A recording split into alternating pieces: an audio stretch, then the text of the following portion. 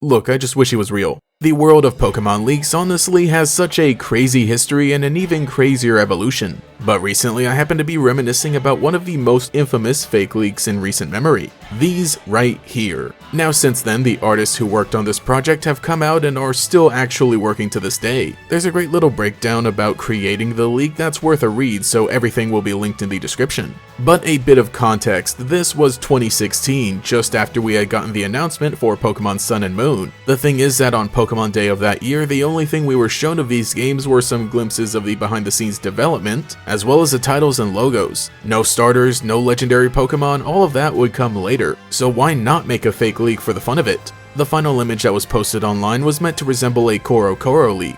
Just so you know, Koro is an actual magazine in Japan that often features little reveals for details about Pokemon. In the past, they would have debuts of specific Pokemon, though not so much anymore. These are in fact official reveals, but sometimes a physical copy of the magazine itself would leak into the public a few days before the full announcement, at which point someone with the magazine in their possession would post the images online. So that's the concept behind this image. The Pokemon, trainers, and magazine page as a whole were designed, printed onto paper, and then photographed before being uploaded online. And looking back retrospectively, it becomes pretty obvious why this is fake, but at the time it was one of the most believable seen up until that point. Again, the only thing we know about Sun and Moon were their names and the fact that they were in fact coming out, so seeing anything remotely official looking was convincing enough. I think within a few days, the biggest piece of evidence to debunk it was the Japanese used in the magazine layout wasn't very good. In cases where other people would try to emulate this type of fake leak, that would often be the smoking gun, but the art and layout looks very nice. Reading the breakdown on Zarudis' DeviantArt gives a bit more insight into some of the process of designing these starter Pokemon, and it's great to see this type of attention to detail from the time where Fakemon art was really about to blow up in popularity.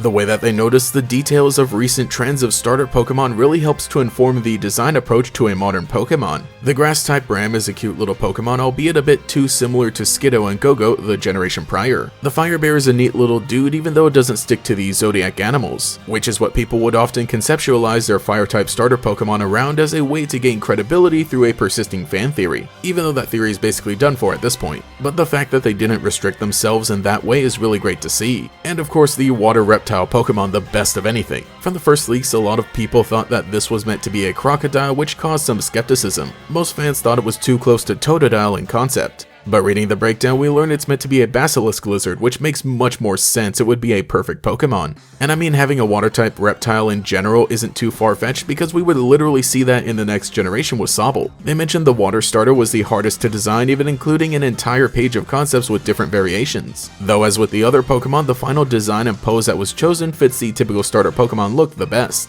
Now when it comes to the trainers, they look a little less believable. Not that they look bad, but they definitely stray from Pokemon's human character designs just enough to look a little uncanny. Zarudis admits that they could have been designed better and notes how quickly they were produced, though I don't think they look terrible. They could be seen as an evolution from where X and Y's game protagonists were going, but when you compare it to how Sun and Moon's characters looked and where the series would go past that, they definitely stand out. Especially when it comes to the clothing, because at this point we didn't have any confirmation of what the region for Sun and Moon would look like. The starter Pokemon could easily exist in Alola as is, but the human characters definitely wouldn't. When it came to the box art, this was another contentious point of debate amongst the fans. Due to the time limitations, full Pokemon weren't rendered for the box art, but silhouettes were used instead. Obviously, Pokemon themselves wouldn't do this for the release of the final game, but as part of the first reveal, it was plausible that they might do this to keep some mystery until they dropped a big trailer that would reveal these Pokemon. I remember so many debates about the shadowed box art in particular that it was a make or break in terms of whether or not you believed it, though the actual shapes of the legendary Pokemon were pretty close. That is because at this point in time, there were some rumors that the legendaries would be a lion and a bat, which of course ended up being true. There were supposed to be 3D models made of these Pokemon, but due to technical difficulties, they had to create mockups in Photoshop instead. And when you see the base 3D images in HD, you can really tell. They don't look three-dimensional enough, and that is definitely not how shadows work. But when you put it through the filters of being printed and then photographed, it looks good enough. They actually look so good that people were convinced these were actual 3D models and actual screenshots from a game. It was a huge contributing factor as to why so many people were convinced it was real. And of course, it cannot be understated just how good everything looked in the layout put together by Hurricane. And I'm so glad everything was posted later in full quality to be appreciated. It's mentioned that one of the goals of the project was to set a new standard for fake leaks, and I definitely think they accomplished what they set out to do. After this, fake leaks either had to be just as, if not even more elaborate, otherwise they were dismissed almost almost immediately.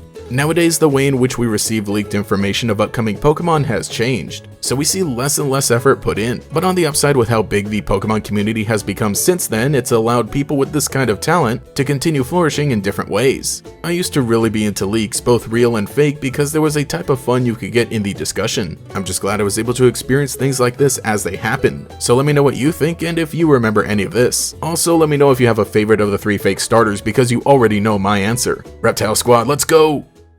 Thank you to every channel member for your continued support, especially the great Gators, Cheeseburger Lasers, Gavnuts, Justin R, Cosmo Zero, Michaela, Mr. Pig Puncher, Phantom Pyro, Quago, Volity, and Pastel Blood. If you would like to support, get your name shouted out here, as well as access to emotes and comments, live streams, and some early videos, you can become a channel member today. You can also follow me on Twitter as well, but anyway, this has been GatorEX, and I'll catch you all later.